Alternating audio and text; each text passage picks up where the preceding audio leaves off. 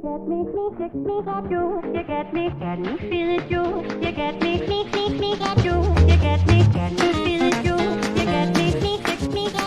things you talk about later in the book is how you did a whole chapter on Utah 2016, Yeah. but as a way to talk about the significance of third parties and how they tend to perform.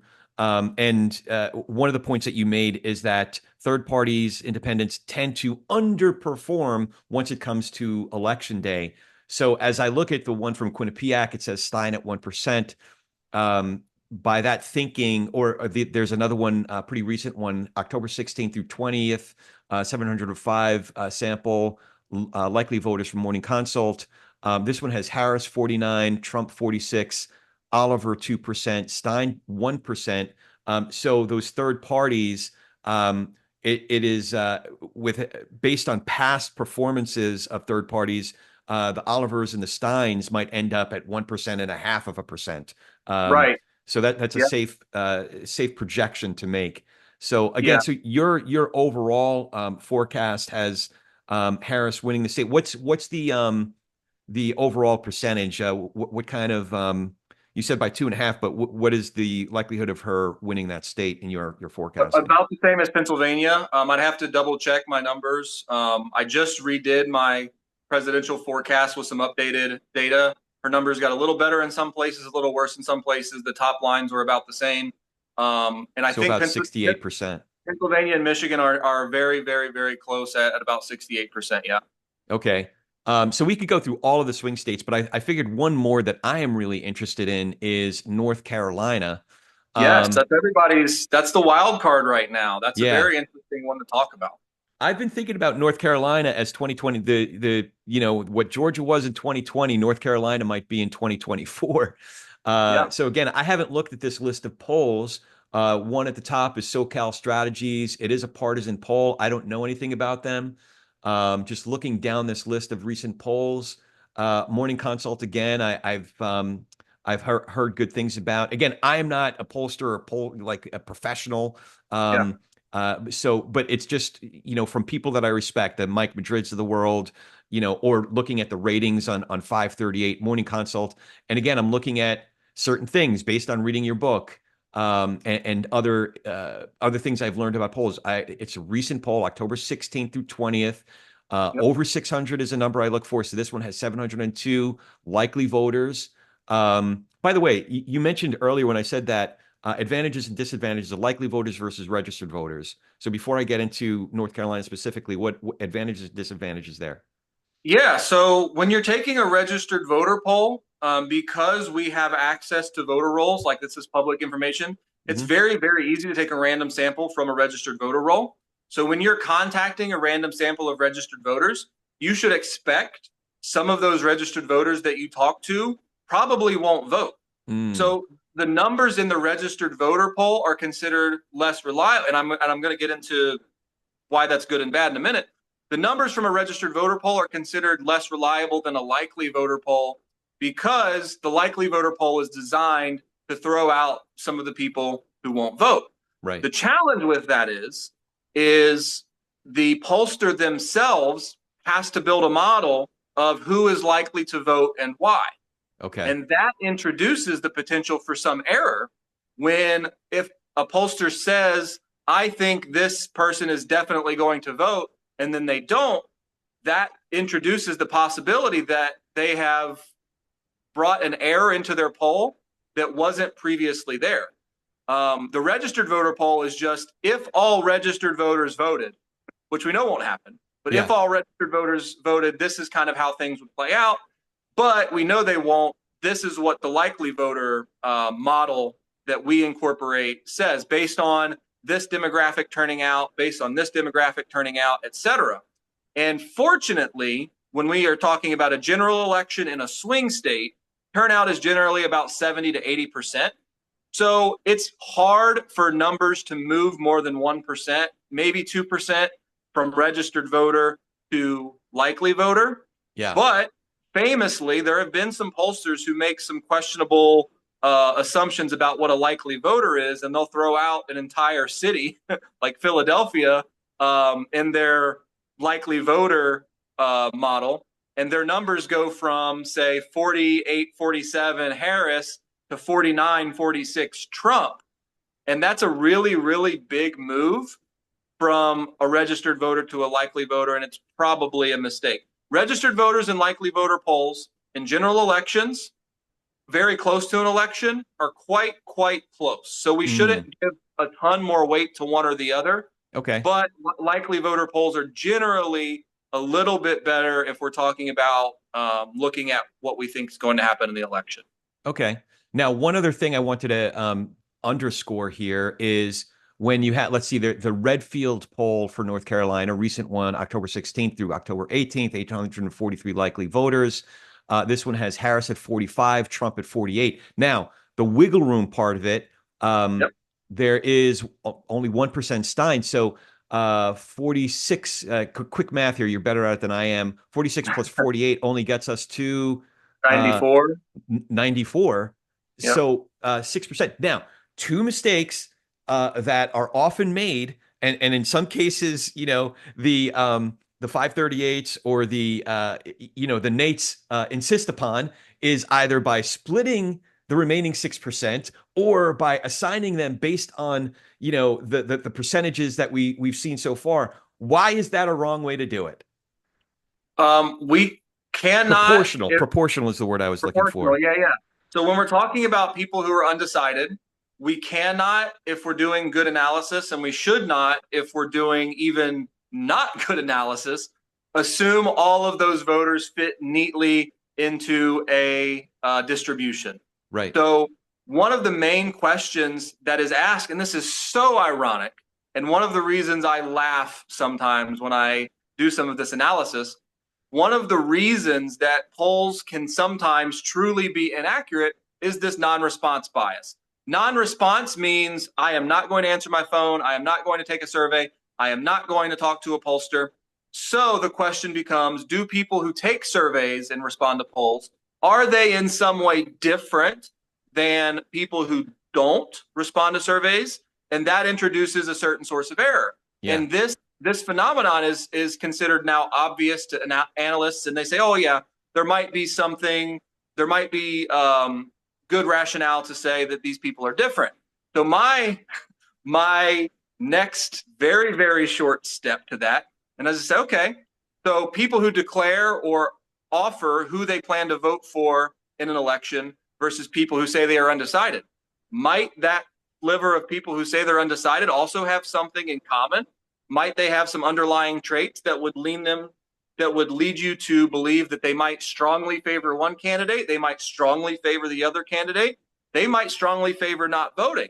But we can't make these assumptions without data to support it. So in the US, the standard assumption, the literal, not exaggerating assumption is that undecideds will always split evenly between the two major candidates, or else the poll was wrong. Right. That's not true. We know it's not true, but that doesn't stop them from doing that analysis. So when I look at this poll, I see that this pollster has Trump at 48. Trump will probably get at least 45, 46%. He will almost certainly get around 48%. Yeah.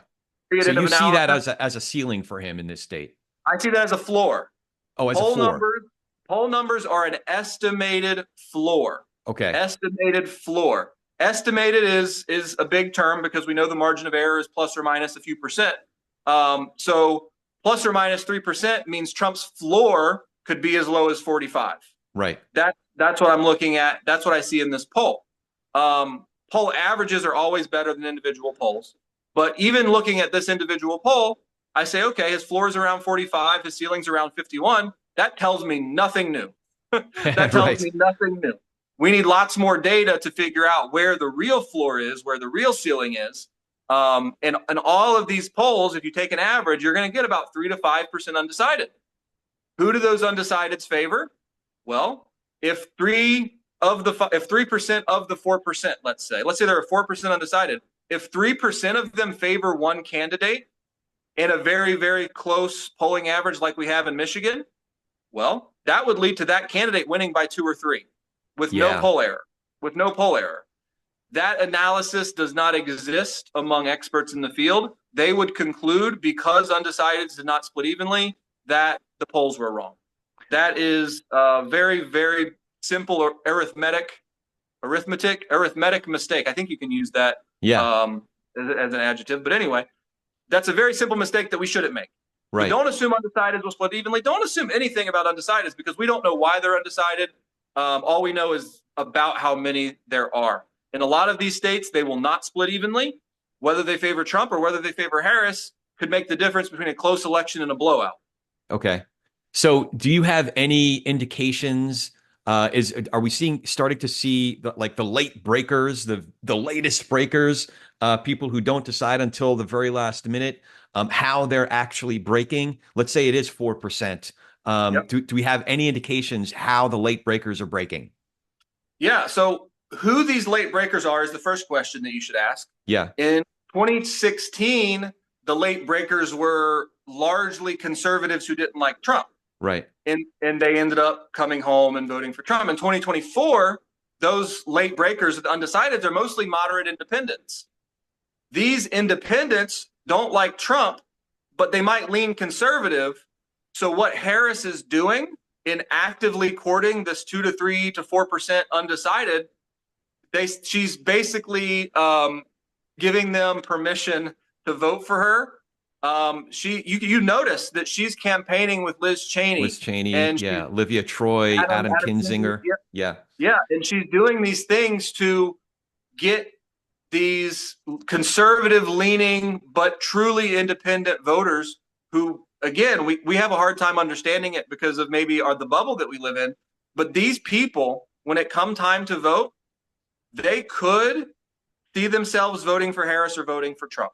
So they could do that. And right now, the best evidence that we have is they will slightly favor Harris. They're starting to break that way. Harris is messaged effectively on this. Trump is extreme, et cetera, and she's getting more of them in her court. So interestingly, I've been thinking about the influence of people like Liz Cheney and a lot of the former Trump staffers and even cabinet secretaries and Republican leaders. There are scores of them now.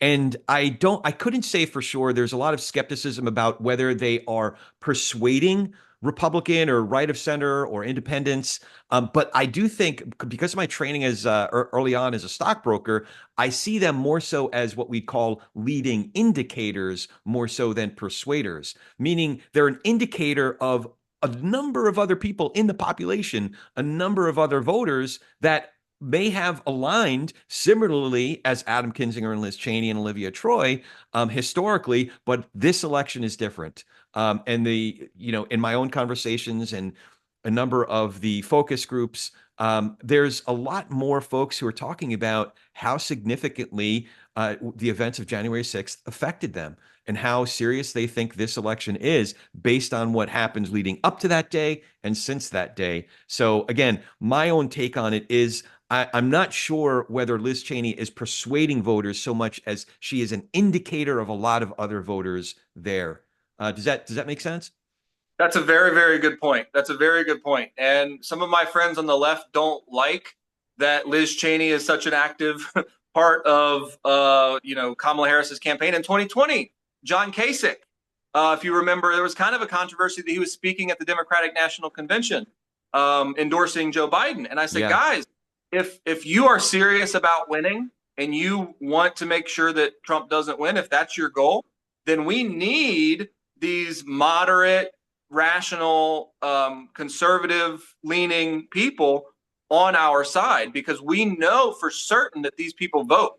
These people vote. These people will walk through 10 feet of snow, walk over broken glass, whatever metaphor you want to use, to vote. They will vote. We have to do what we can to earn their vote. On that note, really quickly, Pennsylvania, we talked about it a few minutes ago. Pennsylvania has a closed primary, meaning only people who are registered members of that party get to vote in that primary. And we looked at Joshua's breakdown of how Democrats were voting, how Republicans were voting, how independents were voting. In Pennsylvania, closed primary, 157,000 Republicans, registered Republicans, voted for Nikki Haley. That number and that fact doesn't sound too extreme or impressive until you consider the fact that Nikki Haley had already dropped out of the race. Right. She did not campaign. She was not trying to win. These people voted in a primary in which they knew their vote couldn't make a difference. The candidate who they voted for could not possibly win the nomination, and yet 157,000 of them still showed up to vote for Nikki Haley. That is not a good sign for Donald Trump's chances in Pennsylvania. Okay. So what about leading indicators?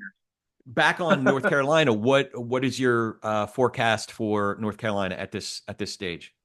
Back to North Carolina. North Carolina has a very good chance of being the closest state in the election. North Carolina has drawn a lot of comparisons to Georgia in 2020. Georgia, I think, was decided by about 0.3% in 2020. North Carolina in 2024, there have been a lot of polls coming out, a lot of polls with Harris at 49, 50%, which is extremely impressive and for me unexpected. So my analysis kind of incorporates the polls, but also I have to consider the fact that Trump got over 50% in North Carolina in 2020, which means in order for him to lose North Carolina, he has to have lost support. I do think there's a good sign of that. But North Carolina is very, very, very close. It will likely be decided by 1 or 2%. In my forecast, I have Harris as a slight favorite there, 54% or 56% or something like that. The analogy that I always give people when I'm talking about probability, because probability, 55%, 65%, who cares? Well, I always break it down in terms of, would I rather flip a coin if I had money on the outcome? Would you rather flip a coin or would you rather put your money on a Harris? In this case, in North Carolina, I would narrowly favor the wager on Harris. So the image that immediately came to mind is the roulette wheel, and yeah, you can bet on black or red, but there's always the zeros. There's so always the zeros. That's essentially, if you're at 52 or 54%, the zeros make sure that the house has that 52 or 50. I don't know what the exact percentages are, but you'd rather be the house than but the gambler could get lucky and it could be his day. So exactly. So without going into detail on especially those other 4 swing states, Arizona, Georgia, Wisconsin, and Nevada, what are you seeing the overall race as it stands right now? What is your forecasting tell us at this point? Harris is still a favorite. I have her at 65%. The reason that I'm slightly lower on Harris in the election than I am in Michigan and Pennsylvania is because I think Wisconsin, if the blue wall cracks, Wisconsin is the most likely culprit. That's been my analysis for the past couple months. I think some other forecasters have kind of reached the same conclusion recently, very recently. But again, if Harris wins Pennsylvania, Michigan, which I think she has a very good chance to do, but narrowly loses Wisconsin, Wisconsin only has, I believe, 10 electoral votes, which means North Carolina or Georgia or Arizona could patch that blue wall, so to speak. So I do think Harris is still a solid favorite. I think that, again, if I were flipping coins versus wagering on the election, I would strongly favor betting that Harris would win. The most likely outcome is that Harris holds the blue wall and wins several or all of the other swing states. That's the most likely outcome. There are plenty of scenarios where she loses Arizona or Georgia or North Carolina or all 3. Nevada is a really, really, really interesting case, and I'll give you kind of the 30-second breakdown as to why it's interesting. Nevada has gone blue the past several elections, but it's been relatively close. It's unanimously considered a swing state. But the early vote in Nevada has strongly favored Republicans. far more than years past. And the question again, just like we did the math in Pennsylvania, how many of these GOP registered Republicans will cross over and vote Democrat? It's not just that calculation. It's also how much are they cannibalizing their election day vote. So in Nevada, in the past, Democrats have had a huge advantage via mail vote, and then it was very, very, very close after Election Day. But now it's looking like it's going to be much closer going into Election Day.